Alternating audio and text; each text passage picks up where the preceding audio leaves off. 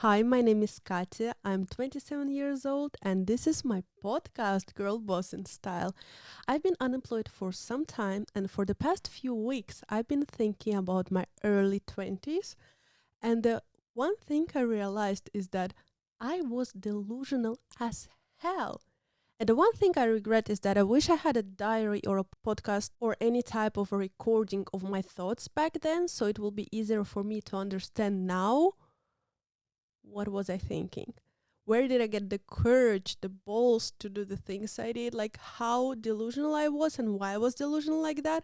Like I moved to Finland on a whim. I started my clothing brand even though I knew nothing about the clothing. The only thing I knew is that I love clothing, which I really don't think was enough knowledge to start my clothing brand. Today I woke up, I opened my Instagram, and I was like, wait, that's not my Instagram. That's Girl Boss and Style podcast Instagram. Like, what the hell? And then I remembered previous night I couldn't fall asleep. So around midnight, I decided that I will start a podcast. I made Instagram account. I created like logo or Instagram profile picture, whatever. And I scripted my first episode. And I was sure like next morning I'm creating my podcast. Like, what? Today the weather is horrible. It's raining. The Finnish autumn, I think, announced that she arrived. No one asked her to, but she's here, so we need to deal with that. I have my period. I don't have job, so I was like, I might as well record the podcast episode that I scripted last night. I personally think that this 1 hour before you fall asleep, when you kind of half fall asleep, is the most delusional hour of the day, at least for me. Let me know what you think, because that's usually the time of the day when I came up with all of my delusional thoughts and ideas. So let's just dive into it. This episode, I want to talk about how I decided to move to Finland, what was I thinking, and how I opened my clothing brand, and how Stassie baby DM'd me. I probably should have started my episode with this one, Stassie baby DM'd me, because that's what they tell you to do when you record a podcast. But anyway, Stassie baby DM'd me. Yeah, let's start. Coffee break.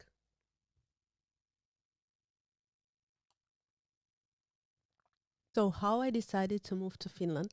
So the year was 2019, the beginning of the year. The corona haven't started in Europe yet. I was living in Tallinn. By that time, I was living in Tallinn for 6 years. I got my bachelor degrees in marketing. I've been working in the corporate jobs at the offices, in the logistics, in the fashion industry. Like I did it all.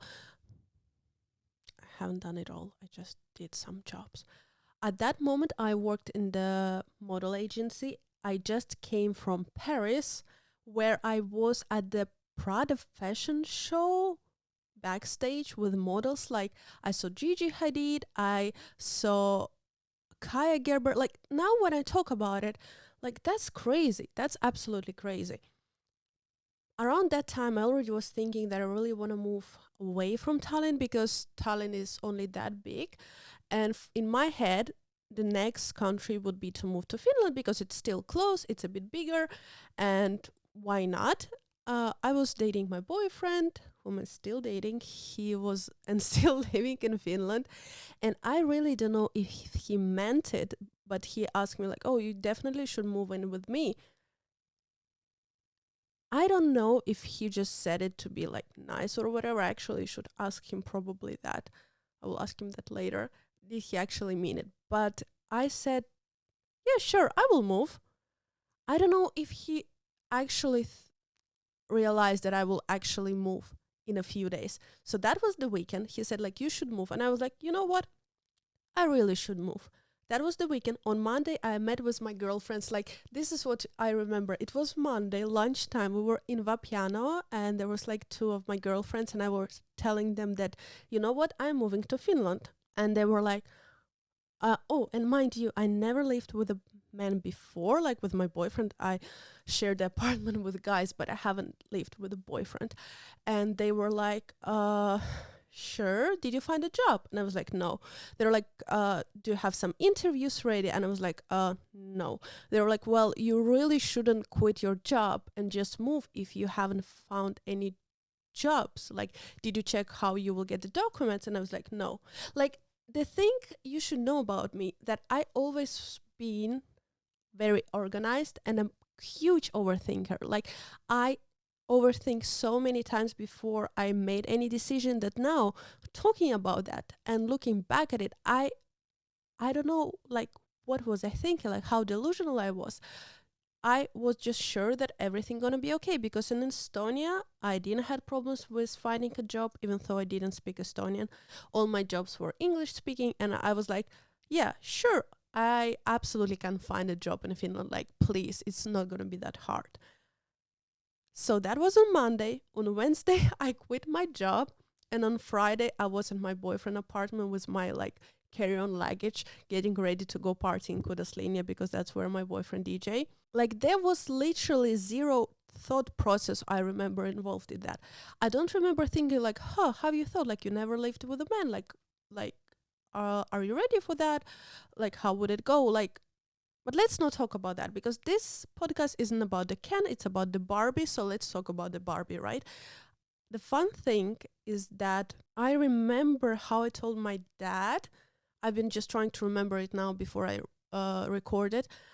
He didn't even know that I had a boyfriend, because I never like discussed my personal life with my parents. My mom was like, I knew if I will tell her I'm moving to Finland, she's like, yeah, sure, do you think, girl, like, whatever. But telling to dad, that was like something else. I remember calling him and telling him like, yeah, I have a boyfriend and I'm moving in with him and I'm moving to Finland, to another country. He was surprisingly calm. And I was like, okay, that's weird, but okay, whatever. Next week when I called him and I was like, yeah, I moved, he was like, wait, so you moved? So he thought that's something I'm thinking about and that's something that is just in the plans, but I actually did it. So that was fun. I think my dad was very offended that I moved in with a man before introducing him to my family, which is like a big no-no in my family. And then I also remember my granny being very, very like worried and concerned, because I was moving with a man without a ring on my finger, which is another story for another podcast. So yeah, I moved to Helsinki. My boyfriend was living then in Karanikolau, and I started looking for jobs. And it took me weeks and months, and I was absolutely shocked that I can't find any office job, any corporate job, because obviously I don't speak Finnish.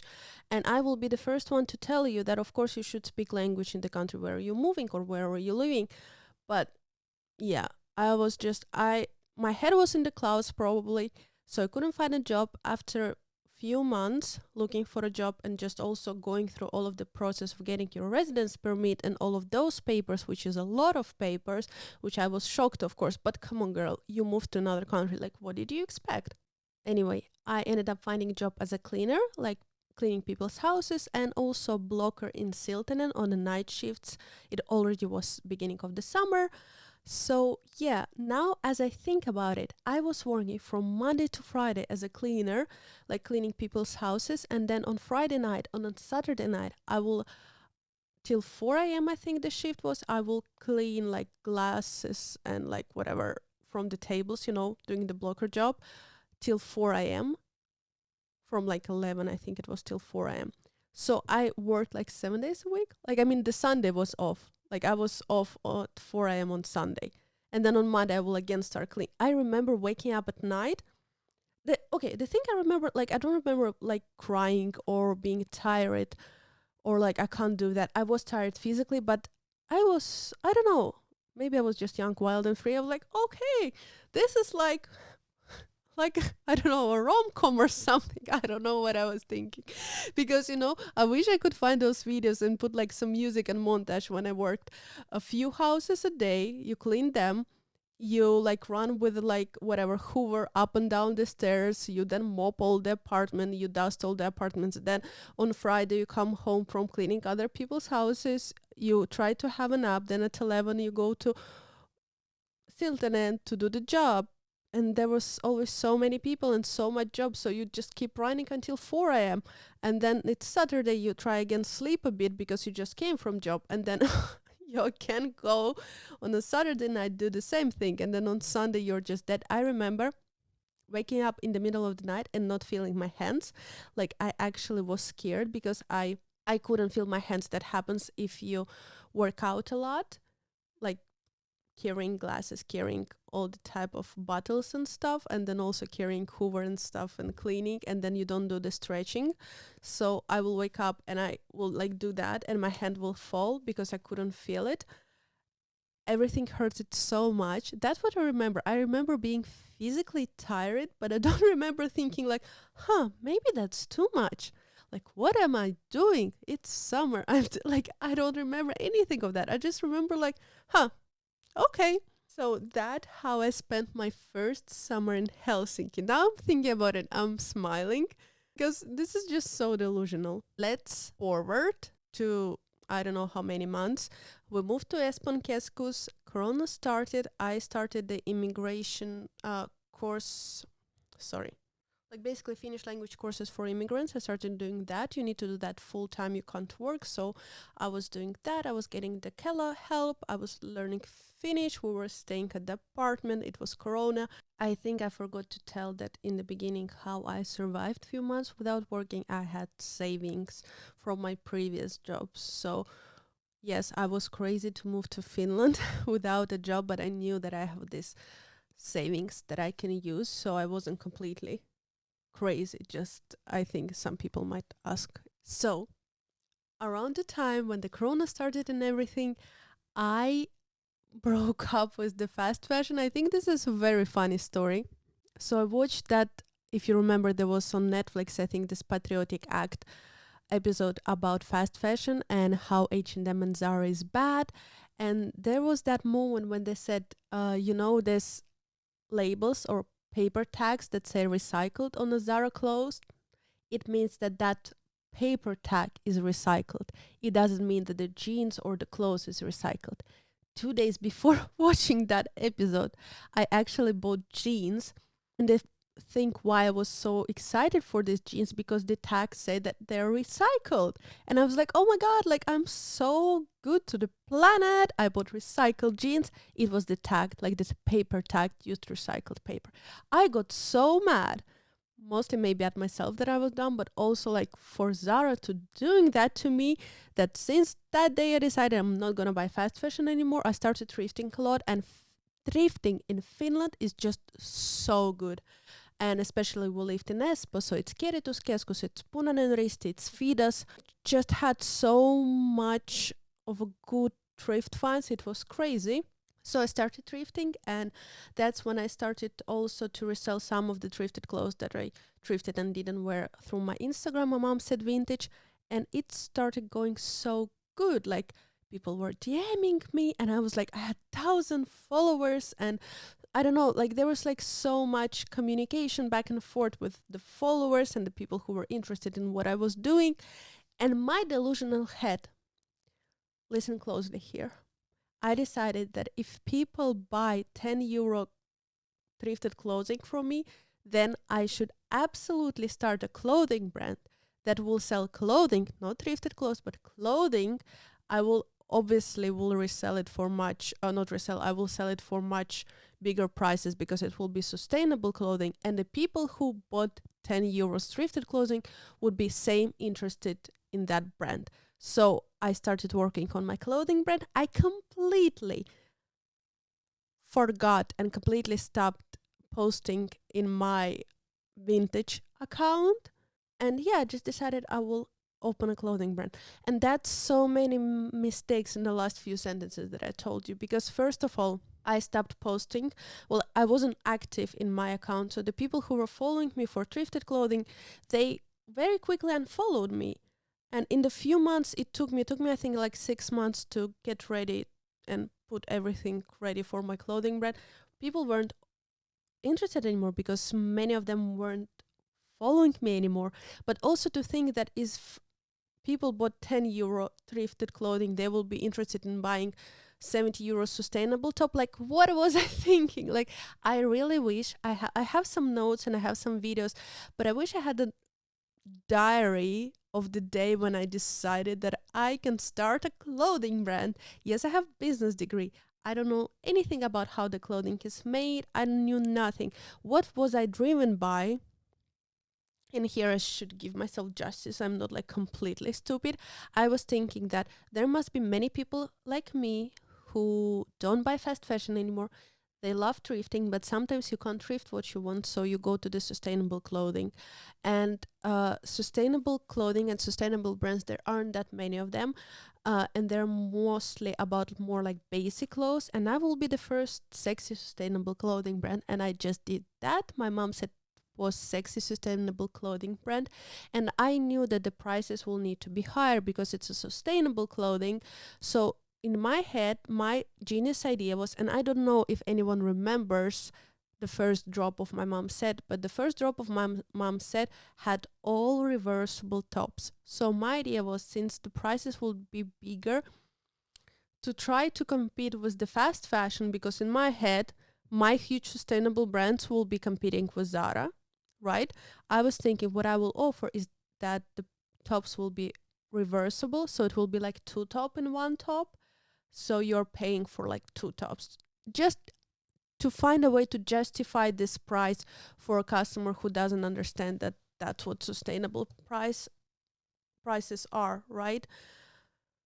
Oh my God, what was I thinking? The thing was that I did a business plan. I applied for the startup grant, which I got, but I did still, even though I did a lot of planning, like I would clean people's houses. I think I was back to the cleaning job then again, or was I? Or was I on the courses? But anyway, I had a lot of planning, but it still wasn't enough, because in my head I was thinking I will thrift fabric from the thrift stores like Kirjoituskeskus again, and use that thrifted fabric to make reversible tops. Because in my head, it was more important to make sustainable clothing rather than clothing. How to explain it? I was so preoccupied with making everything sustainable, then I thought that that would be more important rather than making something trendy. Even though I still try to make trendy. Oh my God, it's so hard to explain to myself. But yeah, I launched. The first week I made one sale. In the second month I made like two sales, I think. And then when I realized, hell, what have I done? Again, where I took the money for that, I had some savings again, and some money of my parents, from my parents, I put there. Don't worry, I got it back. It's all good. But it wasn't really working. The thing was that I was obviously very limited in my budget, and I couldn't make the craziest clothes that I wanted to do, like the corsets or some, difficult clothing, because difficult clothing requires more sewing, so it will cost me more to produce it, and I just didn't have this money, and then the price will be even bigger. So I always try to keep my designs as easy as possible to make it as cheap as possible, because I still were trying to make it cheap and compete with fast fashion, which you never should do. I remember there was a week when I spent 500 euros on a Facebook ads, because that's what you're supposed to do. That's what all the videos tells you to do. And that was just, yeah, it didn't bring me any sales. It was horrible. So the months went by. Sorry if it was all over the place. I feel like I just talked all over the place, and yet I haven't told you anything. I will need hours to talk in details. But the months went by. I finally found a perfect atelier in Estonia, and I found the factory that was making organic cotton fabric, because I realized I really can't spend days sourcing fabrics from Kirjoituskeskus and thrift stores, spending days on that and then ending up with like 4 meters of fabric. That's just not sustainable, and that's not how business works. Like, what the hell was I thinking? And another problem was that I was trying to make everything so sustainable. I ordered compostable bags. I handmade the dust bags. I made sure that the labels, if you ever order from my mom said, the shipping label that went on the mailer, how you receive the package, this shipping label was compostable as well. everything was compostable because I was thinking every customer will question me so much. I even tried to order recycled threads, but then later the atelier wanted to use their own threads, so the threads didn't work. But yeah, the clothing was sustainable, the fabric, I mean, was sustainable. Everything that went into the making of the clothes or just the package itself, I want everything to be sustainable, because in my head I was thinking like, oh my god, customers will question everything. No one in 2 years of my work, no one asked me like, oh, what are your mailers are made of? Are they sustainable? You claim to be a sustainable brand. Are your shipping label compostable? No one cared. And that was the thing that I realized, which was, well, I'm still, of course, happy and proud of myself that I stayed true to myself. But, well, where was I? So, yeah, in few months, I found, I think it's been a year by that point. It's been 6 months since I was preparing to open a brand and 6 months since I was running a brand. So, after a year, I found the perfect atelier and the perfect factory with the fabrics. And that was exactly the time when I ran out of the money. So it took me a year to test, the Facebook ad, different ateliers that were absolutely horrible, like thrift the fabric, run out of all of the money by the time that I found the perfect atelier and the perfect factory. So that's why you really should do all the work before and not just test it out and run out of the money. But that's what happens anyway, I think. At that point, I also ran out of my startup grant that I used to pay the rent. I think, was it so? I think it was so. So I needed to came back to my cleaning job. So I started cleaning again. The business started to run a bit better. Like there was sales. I was making this amazing mini skirts and the corsets. The styles got better. I just learned. It took time, but the girl learned. Wait, was it? I think it was already more than a year at this point. I'm so bad at it. So I was working as a cleaner, and that's when Stassie baby DM'd me. This is so crazy. So I've been following for some time Up Next Designer. Then, if you don't know, it's Instagram run by Albert. He's posting young designers, upcoming designers, small brands, and he's followed by a lot of influencers, stylists, celebrities. And if he posts you, if you're good, you will get connections. And I was so scared to send anything to him and, to write him. But I then was making this cutout blazer, thrifted blazer that I made the cutouts of and like added hand embroidery. So I sent it to him. He loved it. He posted, whatever. I went to sleep. Next day I woke up. I remember like now it was like 5 or 6 a.m. because I was going to my cleaning job in Vanta and I always needed to wake up super early because I needed to be there by like 7:30 or 8, whatever. And I take my phone and I see Stassie baby DM. It was like, I don't know, 6 a.m. I couldn't believe myself. Oh, by the way, let me tell you about our apartment. Me and my boyfriend were living in this like 1-bedroom apartment. So like kitchen and living room together. Yes, it's crucial for the story. Kitchen and bedroom together. Kitchen and living room together and then one small bedroom. When the clothing brand like started to grow, my boyfriend, bless his heart, he's like amazing. He agreed that we will move our bedroom to the living room and I will use the bedroom room as my office room. The living room was so small that there was like, I think, less than a meter from the bed to like each wall and to the kitchen.